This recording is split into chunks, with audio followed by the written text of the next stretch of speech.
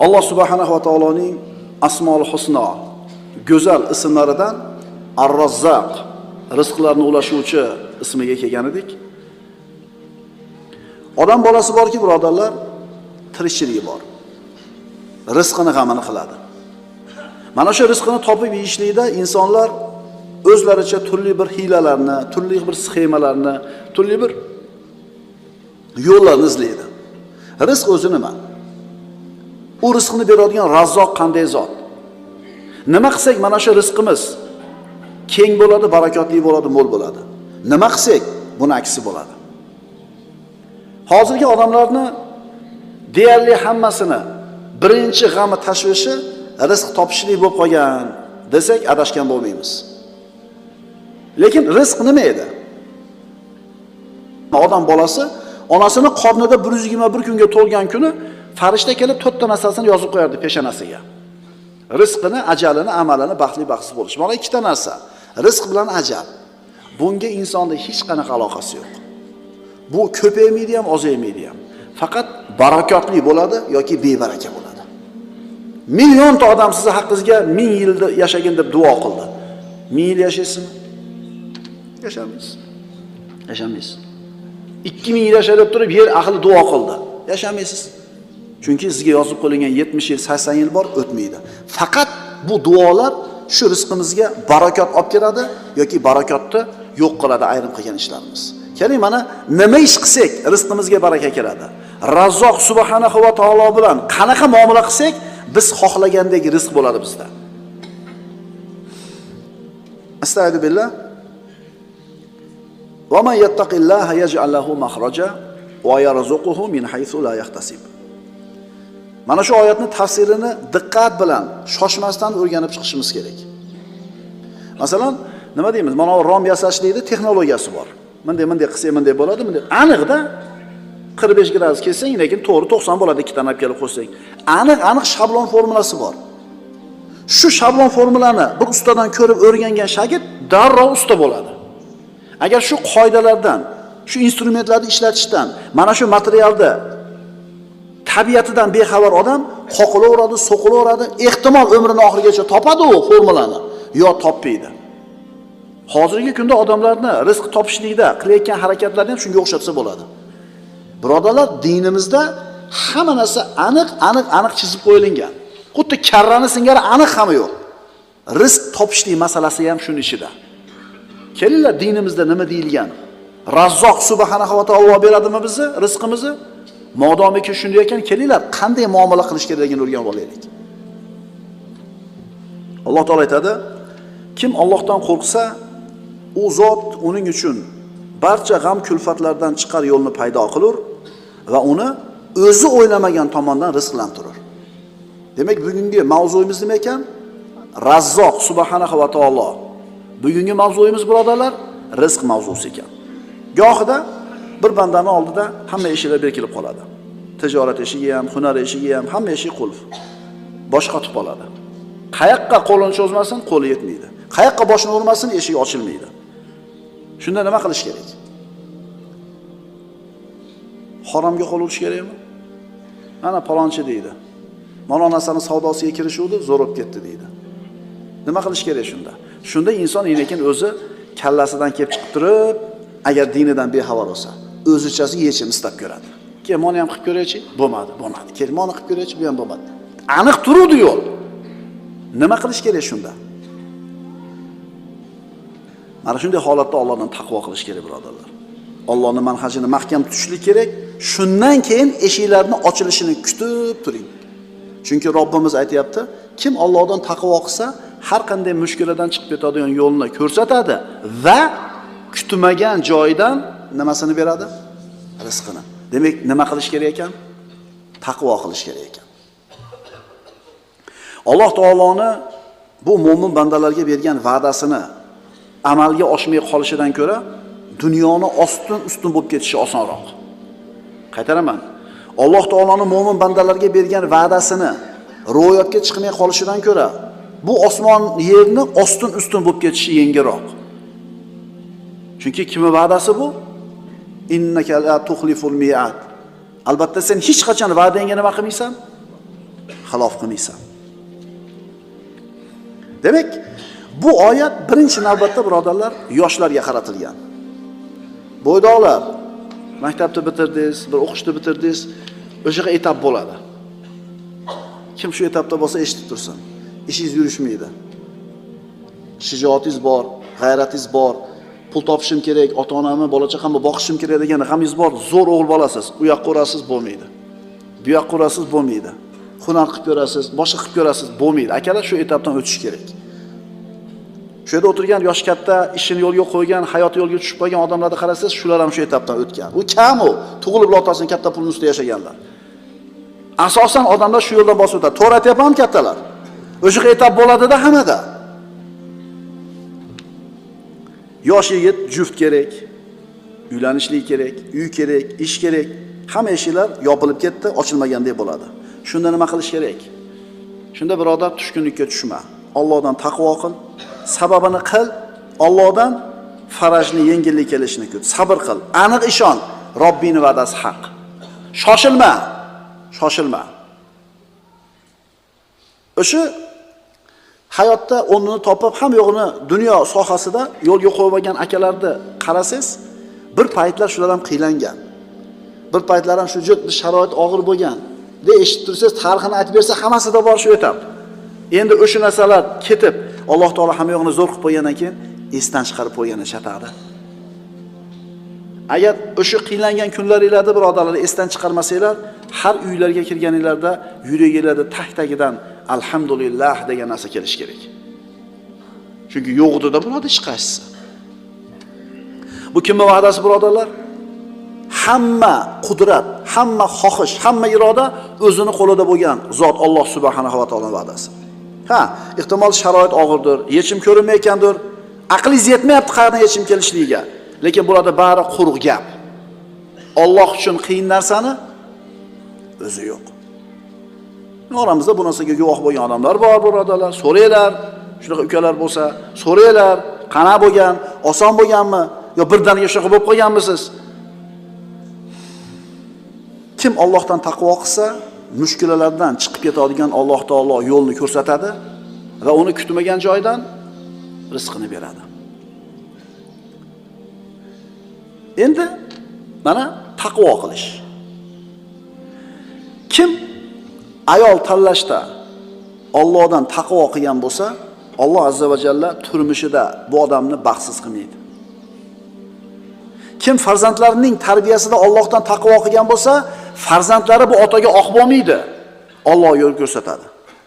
Kim moli dunyo topishlikda Allohdan taqvo qilsa, Alloh bu bandani nima bo'lishdan saqlaydi? Muflis bo'lishdan saqlaydi. Bizning tilda bankrot bo'lishlikdan. Chunki halol topgan, halol sarflagan, sadaqa zakotini bergan, bu odam bankrot bo'lmaydi.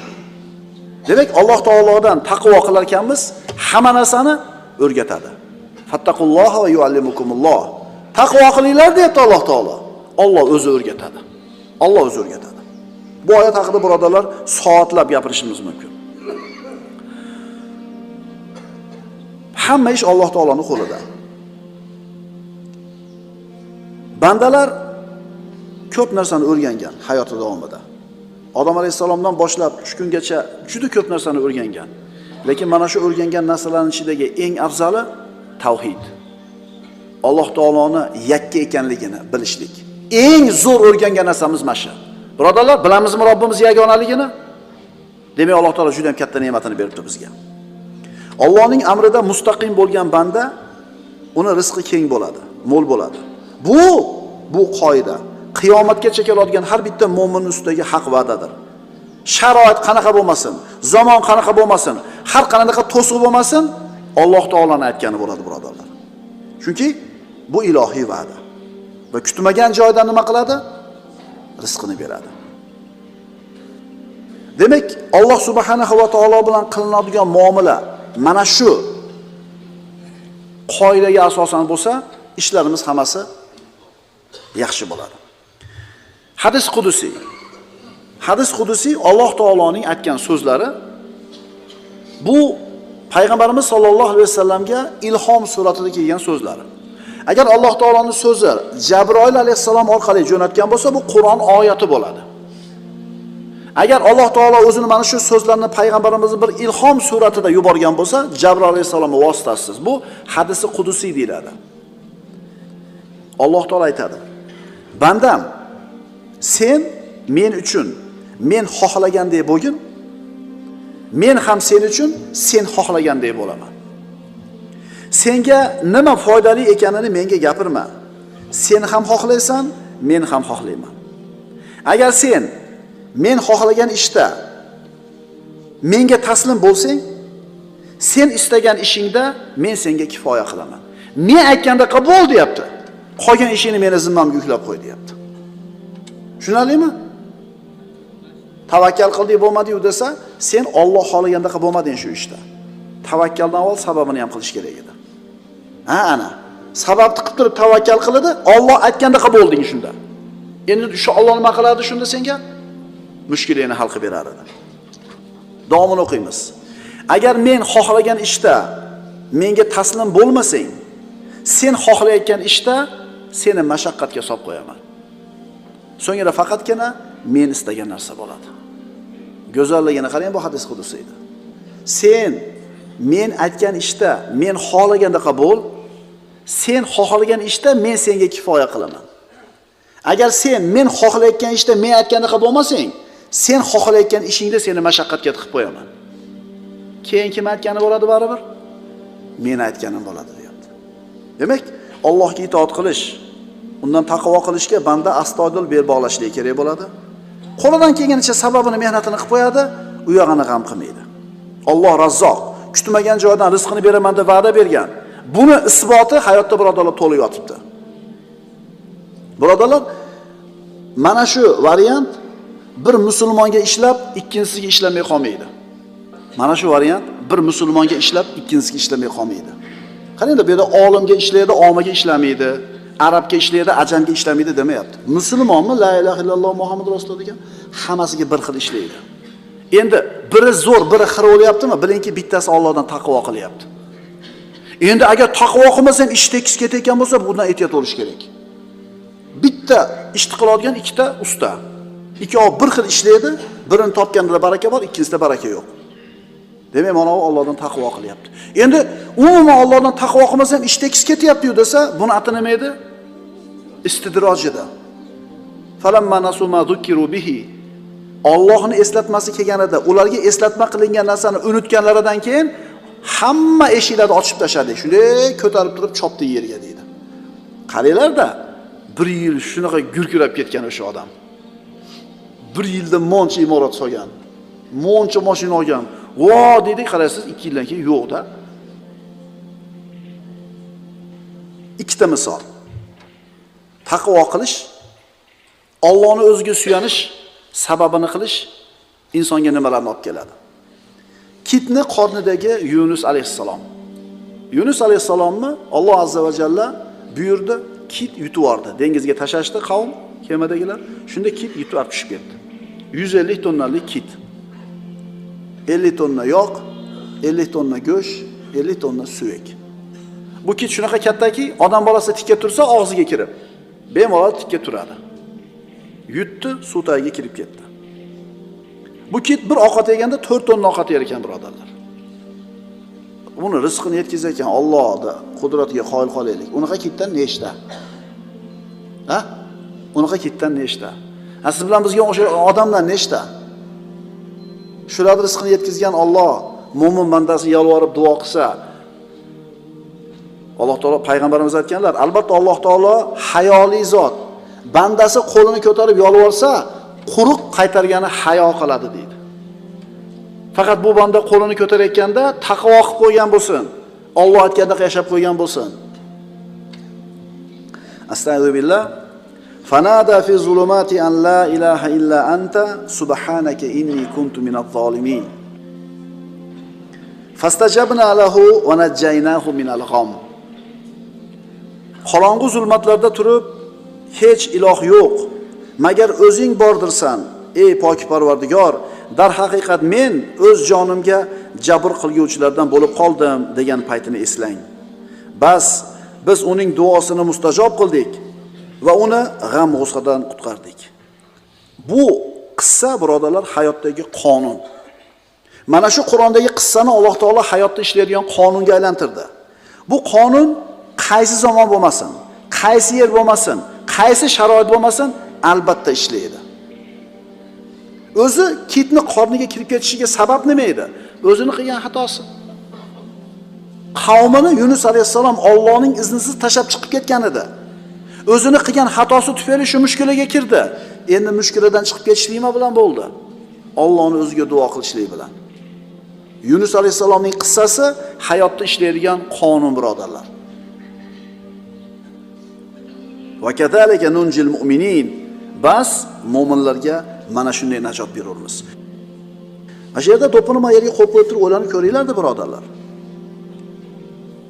Yunus alayhissalom baliqni qonida. Nima yechim bor u zotda? Masalan, bir problem bo'lib qolsa, darrov nima qilamiz? Bir problemaga kirib qolsa, pul kerak bo'lib, mushkul Alloh saqlasin. Nima qilamiz darrov? Kallamizga nima keladi? Kimga telefon qilsamikin? Telefon bor. Mashina bor, yugurib borasiz. Ana akaga uchraysiz, mana akaga uchraysiz. Xullas, variant bor, a? Kitni qornida turgan Yunus alayhissalomning nima varianti bor shu yerda aytinglar? Hech qanday varianti yo'q. Ya'ni 40 kun yotdi boradi qonida. Nimaga hazm bo'lib ketmadi? Alloh taolo ilohiy ta'limni beryapti. Alloh halok qilishini xohlaganida darrov o'lar edi, lekin Alloh taolo halok qilishini xohlamadi, ta'lim berishni xohladi. Yunus alayhissalomga va siz bilan bizga. Siz bilan biz ham qilayotgan shunday bir ishlarimiz bo'lishi mumkin. Davno yo'qib ketishimiz kerak o'sha ish kasofatiga. Lekin Alloh taolo nima deydi? Agar odamlarning qilayotgan gunohlarini 10 da jazosini bersak, yer yuzida biror narsani qoldirmagan bo'lar edik. Odam bolasi 10 ta gunoh qilsang, bittasiga jazo beryapti senga Robbing. Qolganini nima qilyapti? Va ya afu an kathir. Nima ma asobakum min musiboyati. Nima musibat yetsa qo'ling tufayli yetadi. O'zing qilgansan shu ishga. Shu baloni o'zing chaqirib olding. Yana Alloh nima qilyapti? Ko'p gunohlarni kechirib turadi, deyapti. Yechim nima bo'ldi? Alloh tomonidan kelgan yechim bo'ldi. Yechim qanaqa bo'ldi? Baliq olib chiqib chiqarib oldi. Qornidan chiqarib tashladi. Kim aytgani bo'ldi? Alloh aytgani bo'ldi. Ikkinchi qissa. Sayyidimiz Musa alayhissalom va Firavun. Payg'ambarlar qissasida o'tganmiz birodarlar. 600 mingga yaqin yahudiyni Misrdan Baytul Maqdis tarafga qarab olib chiqib ketyapti Musa alayhissalom tunda. Firavun ruxsat berdi. Tong yotgandan keyin qarasa, Banu Isroil chiqib ketdi. Kim bizni xizmatimizni qiladi? O'sha davrdagi eng qudratli qo'shinini yig'dida Banu Isroilning orqasidan quvib bordi. Banu Isroilning avvali dengizga borganida bu karvonning avvali. Bu karvonning oxiridagilar Firavunning qo'shinini ko'rdi. Shunda inna la mudrakun. Qala ashabu Musa inna la mudrakun. Shunda Musoning hamrohlari aytishdi, albatta bizga endi yetib olishadi. Biz aniq tutildik, chunki boshqa yo'l qolmadi. Oldida dengiz, orqada qo'shin turibdi. Qala kalla inna ma'i robbi sayahdin. Aniq ishonch bilan Robbisiga suyanib turib, Musa alayhisalom aytdi, yo'q. Albatta Robbim men bilan, albatta menga yo'l ko'rsatadi. Aytinglarchi, bularda nima yechimi bor edi oldida? Hech qanaqa yechimi yo'q. O'sha zamondagi eng qudratli qo'shin orqasidan kelib turibdi. Qirib tashlashlik yoki xatar olib ketishlikka. Kim saqladi? Alloh taolo aytdi, asoyini dengizga ur. Qissani davomini bilasizlar. Ular o'tib ketdi Banu Isroil, Firavun suv tagida qoldi. Yechimni kim berdi? Yechimni Alloh subhanahu va taolo berdi. G'alabaga erishishlikka imkoniyati nol akalar. Najot kelishlik hech qanday bir ishonch yo'q. Lekin nima bo'ldi? Yo'q, Robbim men bilan birga, albatta yo'l ko'rsatadi dedi. Aytdik-ku oyat darsimizning boshida. Va man yattaqillaha yaj'al lahu makhraja. Kim taqvo qilsa, Alloh nima qilib beradi? Albatta yechimni beradi. Rostgo'y bo'l, ishonchli bo'l, odamlarga yaxshilikni ravo ko'r, harom yo'l bilan rizq topishni o'ylama. Chunki Allohning huzuridagi narsaga ma'siyat bilan yetilmaydi. Allohning xayriyati, barakotiga inson gunoh bilan yeta olmaydi. O'sha harom tijorat bilan katta pul topgan, boyigan odamlar haromni tijoratiga kirishganligi uchun boyigani yo'q. Alloh uni rizqiga yozgani uchun boyidi. Agar halol narsani savdosi bilan shug'ullanganda ham boyar edi u. Bu biz iymonimiz. Chunki o'sha harom ishga kirishganligi uchun boyidi desangiz, xuddi shu harom ishni qilayotgan boshqalari boyimayapti-yu. Agar halol ishni qilganligi uchun ish yurishmayapti desangiz, xuddi shu halol ishni qilib turib ish yurishayotganlar ham bor-ku. Shuni tushunib olaylik. Rizq Alloh taoloning qo'lida. Va man yattaqillaha yaj'al lahu makhraja va yarzuquhu min haythu la yahtasib. Kim Allohdan qo'rqsa, u zot uning uchun barcha g'am kulfatlardan chiqar yo'lni paydo qilur va uni o'zi kutmagan joydan rizqlantirur. Kim Allohga tavakkul qilsa, bas Allohning o'zi unga yetarlidir. Alloh taoloning o'zi xohlagan ishi yetkazuvchidir.